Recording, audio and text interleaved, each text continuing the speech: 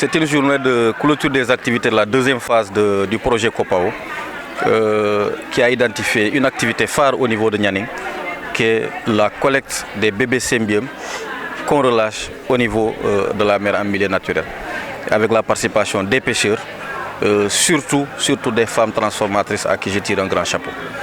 C'est une ressource qui d'antan était vraiment fondamentale et abondante dans la zone. Et on a remarqué aujourd'hui une certaine baisse des quantités débarquées. Et il s'en est suivi, je pense, en 2004 avec la coopération japonaise toujours, une activité similaire de relâchement des bébés symbiums. Après un marquage, et une étude a été faite et a dénoté que vraiment c'était une activité importante pour la régénération de la ressource. Et il a été suivi une étude sur la croissance du symbium qui vraiment a donné de beaux résultats une fois un spécimen de 2 kg a été capturé à travers cette activité. Comme on le sait, un projet est circonscrit dans une surface donnée et un territoire et un temps.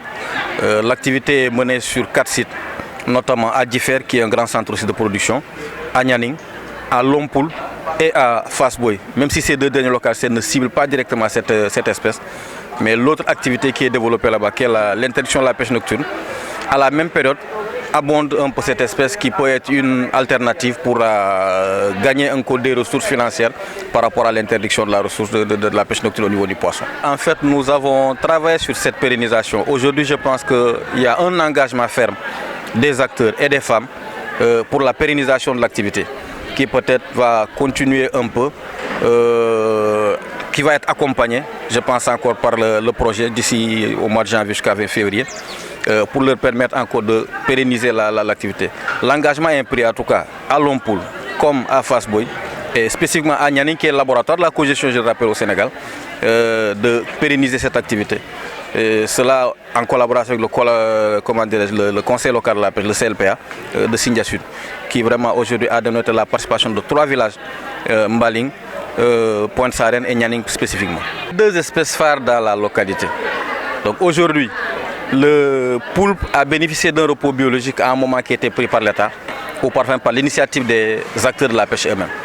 Et aujourd'hui, si le symbiome qui a été sauvé par un relâchement qui grandit et voit qu'en période de repos biologique, le poulpe est pêché, il s'est dit non, je vais aller sensibiliser pour qu'on comprenne qu'en fait, au-delà du repos, de relâchement des bébés symbiums, le poulpe aussi doit bénéficier de repos biologique. Et c'est une autre forme de sensibilisation à travers ces espèces, qui l'autre est déjà dans un plan de régénération, l'autre en période de repos biologique, un pêcheur le capture de façon frauduleuse et dit non, je vais défaire mon collègue. Et ça profite de la sensibilisation qui est faite. Donc c'est-à-dire qu'aujourd'hui, on met la sensibilisation pour le symbiome, mais elle doit être globale aussi pour le poulpe, qu'on revienne au repos biologique qu'on prenait souvent à travers cette. En fait, dans le relâchement de cette activité, nous avons vu la participation de près de 416 femmes au niveau du département du CLPA de Nianing, notamment englobant Mbaling, Nianing et Pointe-Sarène. Et le nombre de bébés symbiums aussi qui a été relâché a été presque au nombre de 79 000 poussières. Par rapport aux autres sites, ça a été très important.